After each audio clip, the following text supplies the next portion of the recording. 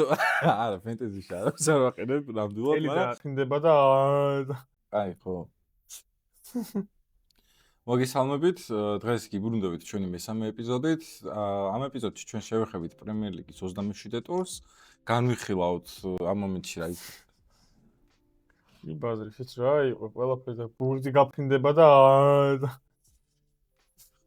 აი ხო.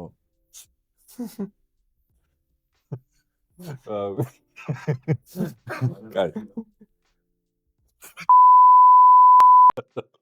მოკლედ მეგობრებო რა დღეს გვაქვს 27 ტურის განხილვა პრემიერ ლიგაში სადაც საინტერესო თამაშები არის ალბათ ერთ-ერთი ყველაზე საინტერესო სადაც ლიგის ლიდერი არსენალს აქვს ლონდონური დერბი ყველაზე მეტად ვინც არ უყვართ შეიძლება ლონდონური დერბი კი ტოტენჰემი საზღარ ფორმაში წესით არსენალმა უნდა გადაუვაროს მაგრამ რაღაც არტეტას გუნდი ბოლო პერიოდში ცოტა ვერ არიან ისო ფორმაში. კი. რაღაც ბოლო პერიოდი გადაწვის მომენტი აქვს რა.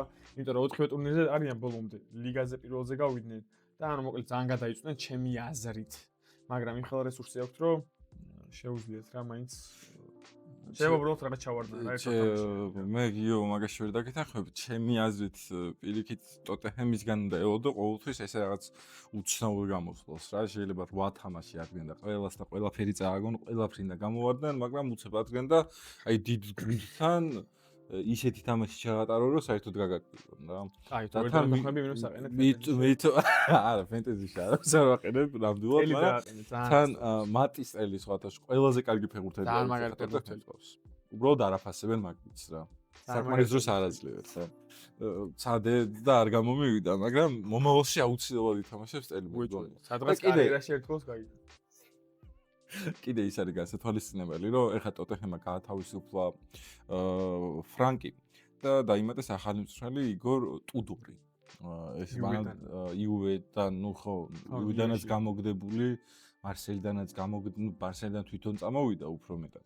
ნუ ბევრი ცდა ქონდა ვერონაშიც იყო, იტალიაში რამდენჯერმე იყო მოკლედ, მაგრამ ეს ასე კი ჩანს, რომ ცოტა ისეთი მწვრთნელია, უბრალოდ ამ მწვრთნელმა თავის ცუდი გამოგდებების და მიუხედავად მაინც ყველგან ის შედეგი დადო, რასაც ელოდებოდნენ რა და მე მგონია რომ შეიძლება ეს თამაში გამოდგეს ის, სადაც აი ამ შედეგის მიღებას დავიწყებთ რა ტოტენჰემისგან და ანუ მგონია რომ საინტერესო თამაში იქნება რაღაც მხრივ, მაგრამ ანუ მგონია რომ არსენალი უეჭველი მოუგებს რა. არა, ნუ ანუ ლოგიკურიც არის უბრალოდ ჩემი აზრით. იმიტომ რომ საერთოდ არ იქნება მოულოდნელი ჩემთვის რომ ტოტენჰემმა ადგეს და ეს თამაში არსენალს არტეტას ისაც უწევს უკვე რაღაც ბოლო პერიოდში პრემიერ ლიგაში და ჩემპიონატში დამძიმდნენ ძალიან და ცოტა როგორ თქვა მოგებების გზას უნდა დაუბრუნდნენ თორე სიტი უკვე 4 ქულაში არის სიტი სისხლის სუნს გზნობს კი ხო და თან სიტისაც მარტივი ტური აქვს ნუ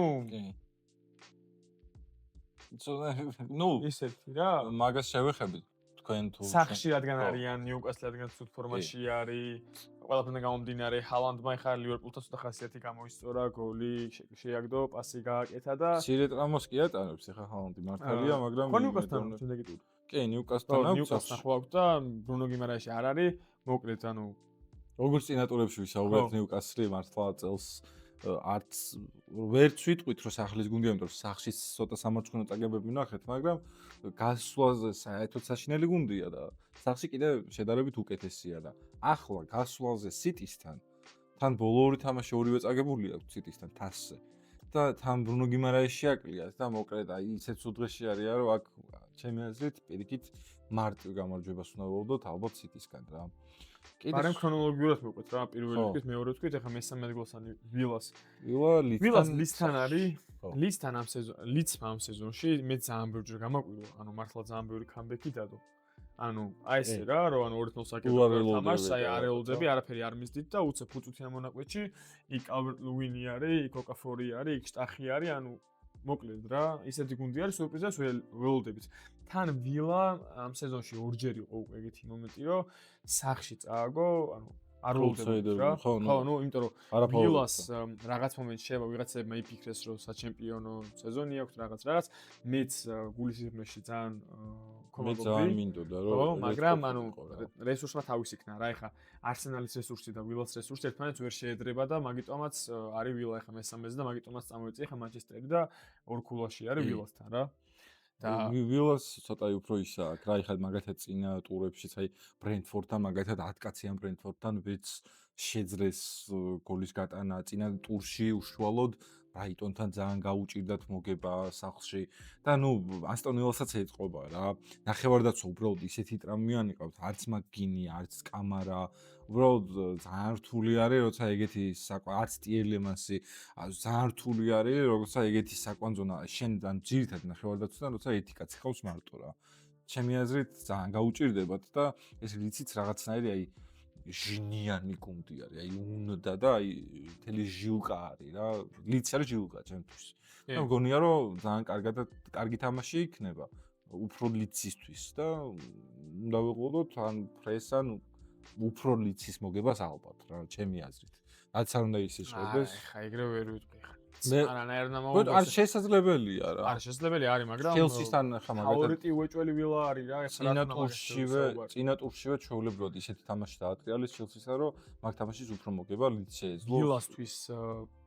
ბოლმონს თორ დავითვალებთ მიზანი აუცილებლად მანჩესტერის პრობლემიდან გამომდინარე ვილამ გონი მიხვდა რომ ესეთ გუნდებთან ანუ მაქსიმალურად გამოსაყენებელია ესეთ თამაშები რა და მინიმუმ აუტსაიდერებთან ყველასთან შეიძლება მოგება რა ლიც ანუ მგონია რომ ვილამ მოუგებს მაინც მაგრამ ვფიქრობ რომ ლიცი ძალიან საინტერესო გუნდია და შეიძლება გოლიც კი გაუტანოს თუმცა ვილადან რომ ვირჩევდე ერთ ფეხბურთელს შეიძლება ამეყვანა როჯერსს შეიძლება ამეყვანა ვოტკინს აი უბრალოდ ვოტკინს რატო არის ცუდი ეს რჩევი ჯერს მეც ხმყავს ხო და დამტანჯა რა ანუ გამოვა ერთ ტურში 3-ს დაწერს მე 17-ს დაწერს გამოვა და მე 6 ტურია 2 ქულას წერს რა და ძალიან ისეთი ტიპია რა ანუ მოკლედ რომ სტრაიკერის თამაში ცოტა რომ ისე სრულია რა ძალიან არასტაბილური ტიპია მაგ მხრივ რა ამ სეზონში მით უმეტეს წინა სეზონში ციფრებიდან გამომდინარე მაინც სეზონს დებდა ვოტკინსი ყველა ვარიანტში ამ სეზონში საბოლოოდ რო გადავხედავთ ციფრები ისეთი ექნება ჩემი აზრით რომ მაგის სტანდარტ შეინარჩუნებს უბრალოდ ეხა სტრაიკერებში ისედაც ისეთი პრობლემაა პრემიერ ლიგაში და მით უმეტეს თუ ფენტეზის კუთხით შევხედავთ კიდე უფრო ცოტა და ცოტა ვარიანტი არის რა იმიტომ რომ ნაკლები ფეხბურთი უშუალოდ ცხრიანები განიხილება ფორვარდებში და სამი ფორვარდი ძალიან რთული ასარჩევია და თავისუფლად შეიძლება სიტყვაზე ვოტკინსი მაგრამ თუ ვილადან აუცილებლად უნდა ვირჩიოთ თან შემდეგი 4 ტურით საკმაოდ ისეთი კარგი აქვს ვილას და ალბათ უფრო როჯერსს ავიყვანდი იმიტომ რომ ამ სეზონში უდავოდ როჯერსი არის ჩემი აზრით ასტონ ვილას საუკეთესო ფეხბურთელი ყველაზე შედეგიანი და ყველაზე რავი ყველაზე საჭირო მომენტებში ალბათ უფრო როჯერსი ჩანს ხოლმე და ახლა ჭირდება ზუსტად ასტონ ვილას ეს კლაჩ მომენტები ახლა ჭირდება როჯერსისგან ზუსტად რა ახლა მომენტში თუ ქულები დაკარგეს 4 ივლისთვის ბრძოლა ძალიან 5 ივლისთვის ბრძოლა ძალიან გაუჭირდებათ და გონია რომ უნდა ვენდოთ ჩელსია ლივერპულია უკან და ხო ანუ გონია რომ ეგეთ თამაშებში ქულები აღარ უნდა დაკარგონ და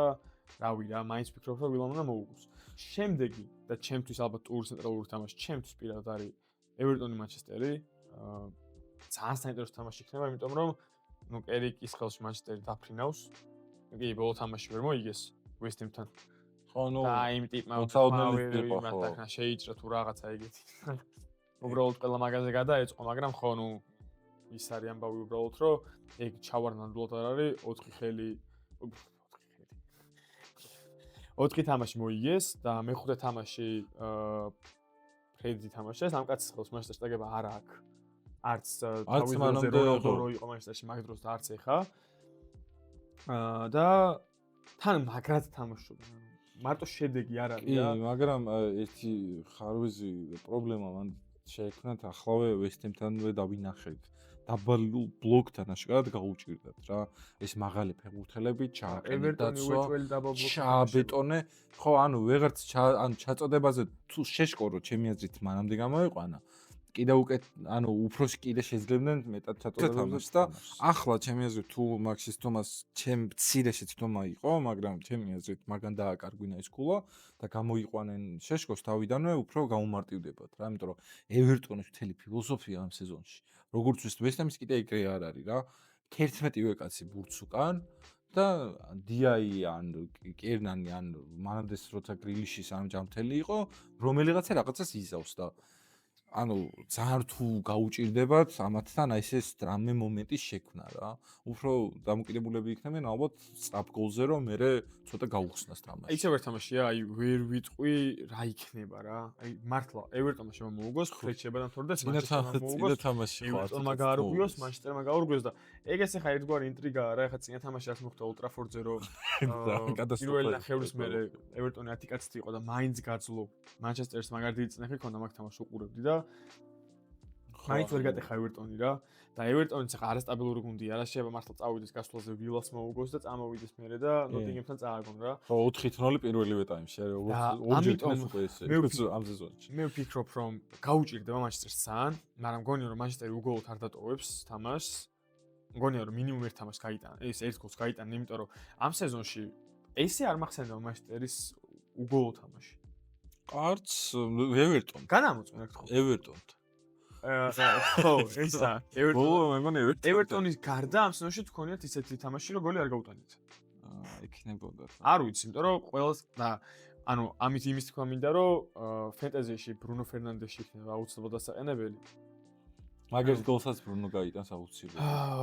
ხო, როგორც წინაზე ვისაუბრეთ, ყველა სტანდარტზე ბრუნო მიდის, ძალიან დიდი შანსია რომ ბოლოს ზუსტად ევერტონთან იყო, რომ გოლი ვერ გაიტანეს. და ძალიან დიდი შანსია არის, რომ სტანდარტიდან პასი მოყვეს, გოლი გაიტანოს, პენალს ბრუნო ურტყავს და თან ბრუნოს ის აქ მომენტი, რომ დიდ გუნდთანაც მოკლედ არ უჭირს თამაში და მგონია რომ ბრუნო იქნება დასაყენებელი და ამ თამაშს მგონია რომ უნდა შევეშვოთ, იმიტომ რომ ხო, ანუ მეც ვერ ვიტყვი ვერაფერს, იმიტომ რომ აი მართლა ველი იმას რომ ევერტონმა 5-0 მოუგოს და აქეთ მანჩესტერმა 5-0 ან შევა 0-0 დამთავრდა ეს თამაში რა.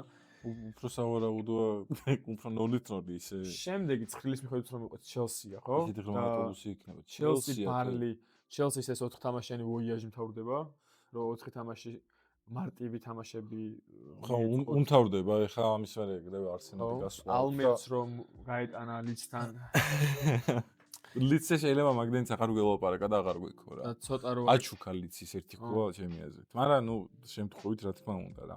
ბანლი იქნება ჩელსისთვის უმარტივესი თამაში პირდაპირ ვამბობ, იმიტომ რომ ვულზი კი არის ახლა ცხრილში ბოლოზე, მაგრამ ვულზზე ბევრად ცუდი გუნდი არის ბანლი. ხო, აი ძალიან ცუდი გუნდი. ფანტაზია არ აქვს არც ეტევაში არც ნახევარდაცვაში და ან ეს რესურსიც აქვს, მარტო დაწურნები და უკვე როგორ შეგზავნა სიტუაცია, აი უკვე გათავისებული აქვს გავარდებიან. და აზრი აღარა აქვს რა. აი ვულსაც ეგრეა. არა, ვულსაც ეგრეა, მაგრამ ვულსში კიდე ცოტა ახალგაზრდა ბიჭები, აი მანე და ის რაღაცას ცდილობენ თავისთვის მაინც და აქ რაღაცა აი ვაფშე და ჩელსიდან მე რას ვფიქრობ ხე გეტყვი. მე მგონია რომ ბარნლის არც ვერ გაუტანს გოლს.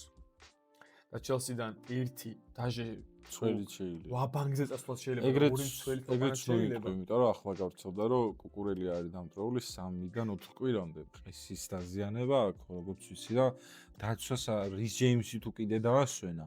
კუკურელია თუ კიდე ჰატო და დაწევს მარცხნივ ალბათ და რის ჯეიმს მარჯვნივ. ჯეიმსის თუ კიდე დატრამული იყო. ხონდა დაზიანება. ბარნლია რა.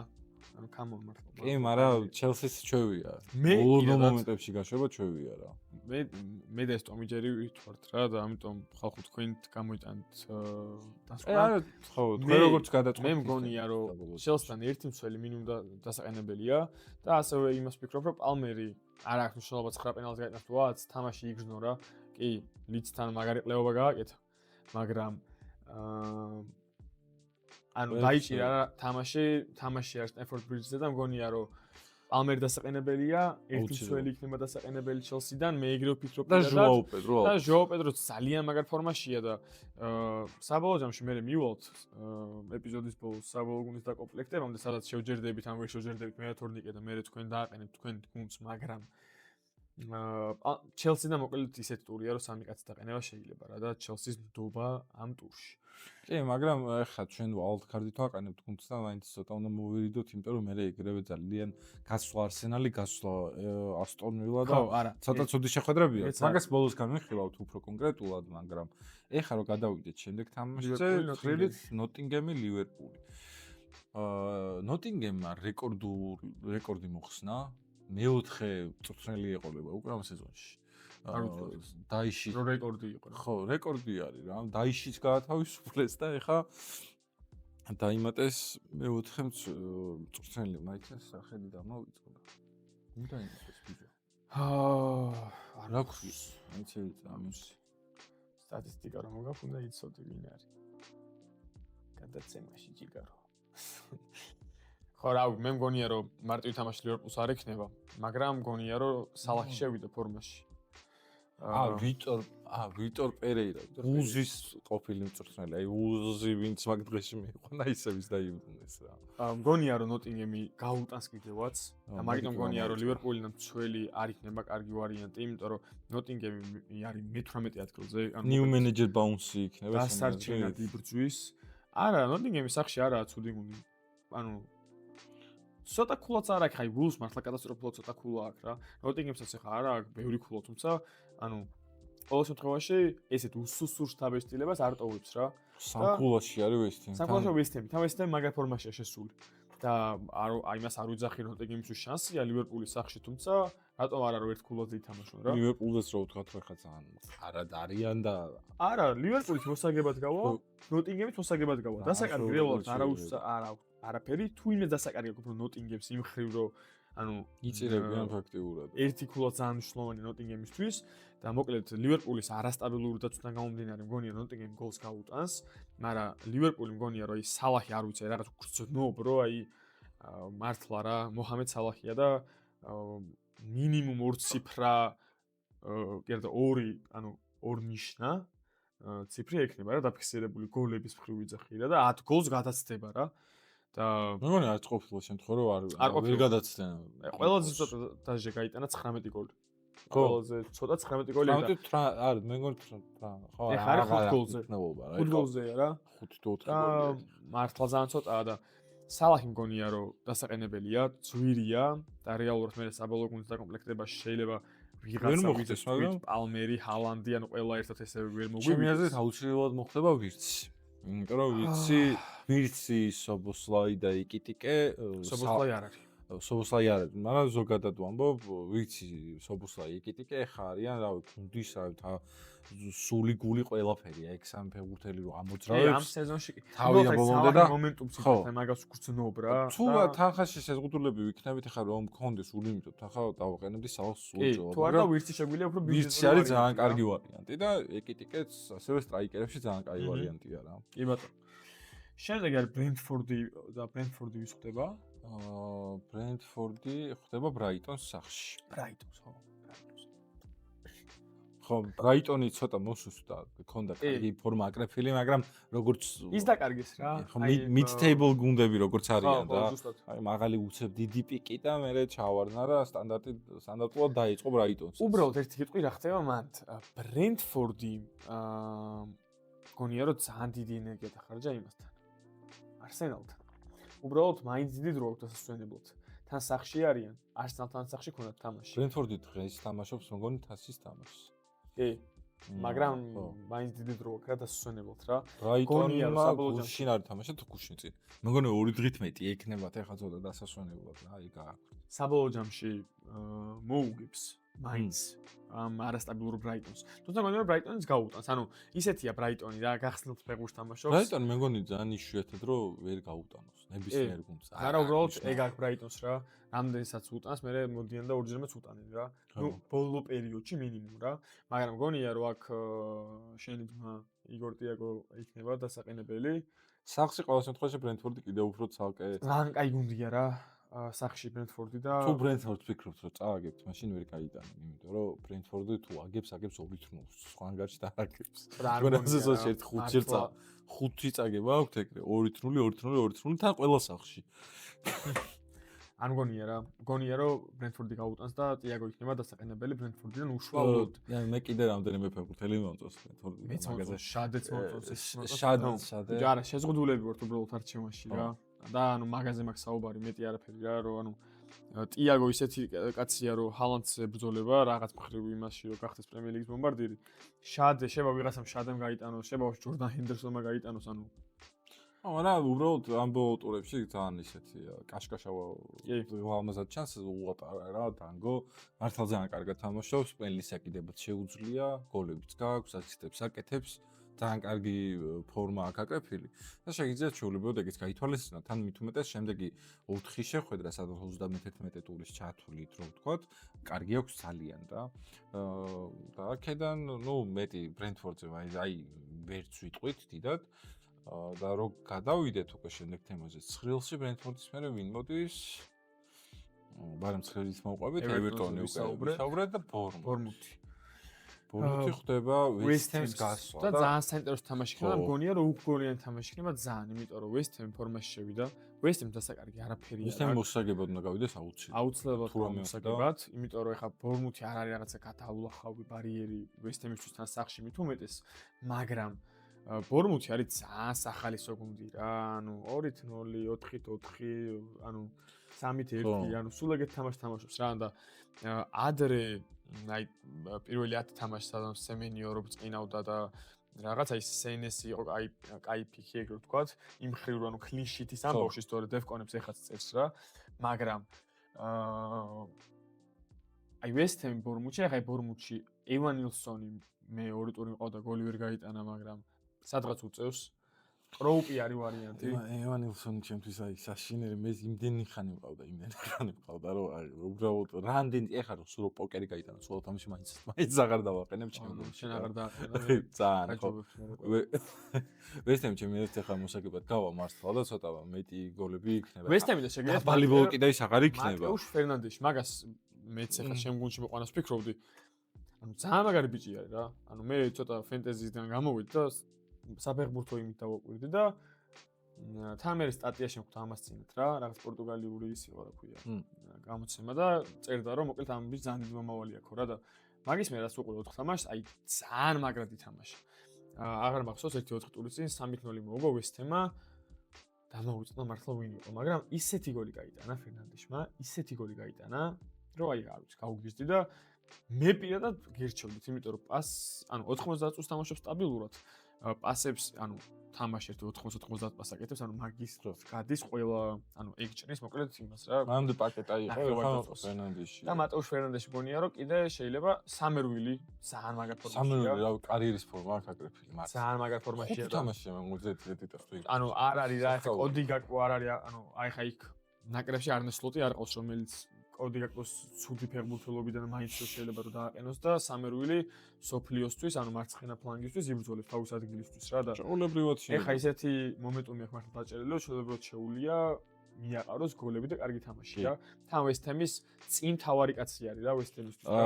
არა. ვინც არა. წინ თავარი კაცი. ვინც ამწავებს თამაში ვისაც გარდატეხაში აქვს თორე შეება მაგაზე მეტი გოლი მაგალითად იმას გააქვს რა West Ham-ის სტრაიკერს რა. ეხა ახალი რომ მოიყვანეს და. კასტელონოს ძალიან კაი ბიჭია და ბოუენი არ დაგვაუწყოს არას. ხო, მაგრამ მე ამ სეზონში ტალისმანი არის. ბოლო პერიოდში მოკლედ სამერვილი ჩემთვის საყურებლადაც უფრო და ბორმუთიდან შეგვიძლია ყურადღებაც გავამახვილოთ და თქვენც ზოგადად დააკვირდეთ ახალი ბიჭი ყავთ დამატებული რაიანი. ხო. ბრაზილიიდან დაიმატეს, ძალიან უსაურიც არის რომ ბორმუთში წამოვიდა და თვითონ ბორმუთელი ფანებსაც უკვირდათ ძალიან, მაგრამ პირდაპირ კარგად შეეჩვია.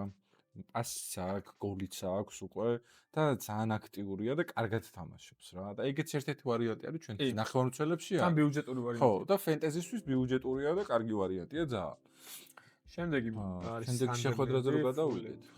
ხო. შემდეგი უკვე მდის ცხრილში ნიუკასლი სანდერლენდი ფულემი. პირდაპირ მე-11 ადგილებს. მე-11 საინტერესო თამაში იქნება. სანდერლენდის სახში ცოტა ძიმე ისეთი მებრძოლი გუნდი არის. მაგრამ ფულემი ამ სეზონში ძალიან ბევრი გამომწარებია. შეიძლება რომ ფულემსაც ცოტა აი როგორც ბრაიტონს ამათო ეგრე უხეშა და ცოტა დაღმასვლა აქვს, მაგრამ ჰარი უილსონს მაინც შეგვიძლია ვენდოთ შეულებრივ. უბრალოდ სანდერლენდი სტატისტიკა რო არის. ხო, ანუ ეგ დანოალდა შეგვიძლია რომ გოლი გაიტანოს. შეულებრივად დონ მართლა. უბრალოდ სანდერლენდის სახში ისე ჩაკეტილად თამაშობს და ახრჩობს გუნდებს, რომ ნუ თავის დონის ან უფრო დაბალ დონის გუნდებს გუნდებთან მაინც უჭირთ რა. რომ მე მგონია რომ აი მარტივი 1-0, 2-0 გამარჯვება იქნება. შეიძლება, მაგრამ შეიძლება ფულემაც გაუტანოს, მაგრამ აი უფრო ფიქრობ სანდერლენდი ამ თამაშს არ წააგებს. ხო, არ წააგებით მგონია რომ არ წააგებს. არ წააგებს და მე მგონია რომ ან მორჩება ან სანდერლენდი აი ესე ძლივს მოიგებს, ვაი ვაგლახით 2-0 3-0 რა. ხო, მიაგორო შეიძლება. და მე მგონი ბოლოს შეხვედრა დაგვრჩა. პალასი ვულზი და აი ალას ისეთი ცუდი რაღაცები დაემართათ. ჯერ გლასნერს უკვე გუნდი ეზიზღება და წასვლა უნდა.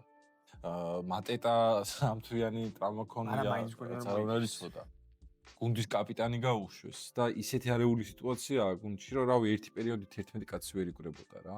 ეხლა რაც ლარსენი დაიმატეს და სარი დაბრუნდა შედარებით ცოტა გამოსულა, მაგრამ ხო, სარი ძალიან კარგ ფორმაში დაბრუნდა. ალბათ კრისტალ პალასთან თუ ვინმეს ვიყიდით, სარი შეიძლება და უბრალოდ აი პენერსაც ეგურტყავს და ძირითადი კაცი ეგაა რა.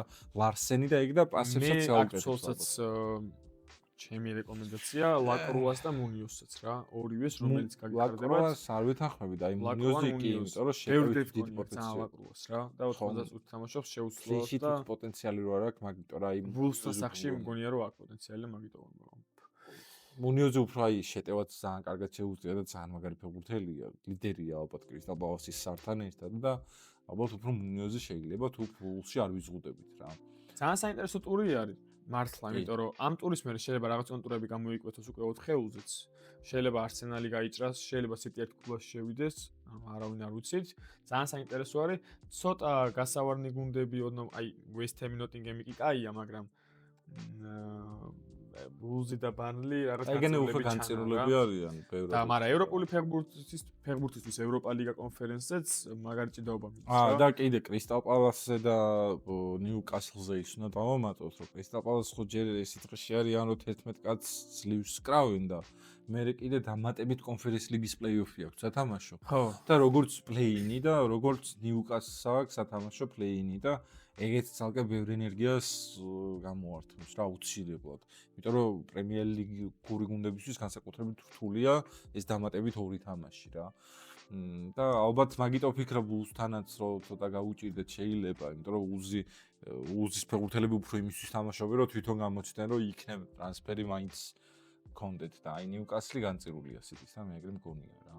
ჩვენი გუნდი უფრო აი ამ ვარიანტებიდან გამომდინარე ჩვენ წინა პირველ ეპიზოდში რა გუნდიც ავაწყოთ, ეგეც გამოჩნდება და უფრო ეხლა რა ვარიანტებიც ვილაპარაკეთ, რაზეც შევჯერდებით, ეგეც საბოლოოდ ნახავთ. ჩვენი გუნდი ამონაცდება და ნახავთ ჩვენი გუნდის რაზე შევჯერდებით საბოლოოდ ჯამში. შეიძლება ვიღაცები ვინც გვინდა რომ მოგოხვედრა ვერ მოხვდნენ, ბიუჯეტიდან გამომდინარე უფრო ან შეიძლება იქიდან გამომდინარე რომ ხალხო ძალიან დიდი ყურადღება და მიაქციოთ შემდეგ ტურებს რა, მარტო ეს ერთი ტური და მე შემდეგ ტურში ავიდნენ და ყველა საჩემპიონო გუნდს ხდებოდა გასვლაზე, უბრალოდ ფიზიკურად. შემდეგი 3-4 ტური მაინც უნდა გავითვალისწინოთ, რომ ეს ტრანსფერები თითო ტურში გვაქვს თითო და რეალურად ვერ შევცვლით რა 3-4 ფეხბურთელს ყველა ტურში. ჩვენი გუნდი ამონაცდება.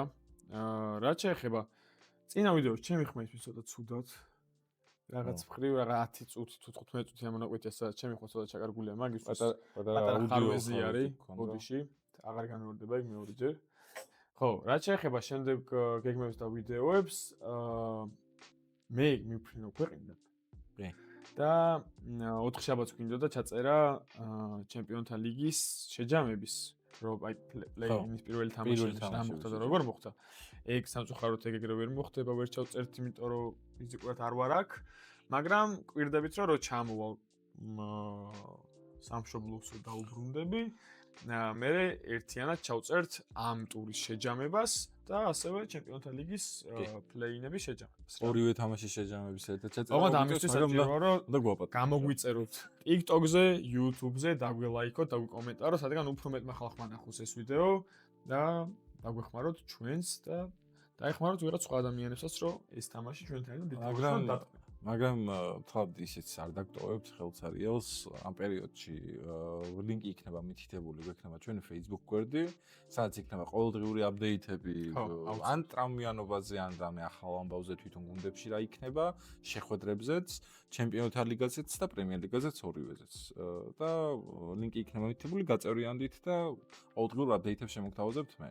და შემდეგ უკვე როგორც გიუმთა, როგორც კი დაგვიბრუნდება, ეგრევე დაგიბრუნდებით ჩვენს ახალი ვიდეოთი. მადლობა რომ გვიყურეთ, გამოგვიწერეთ, დაგვალაიქეთ და რავი რა, შეხვედრამდე.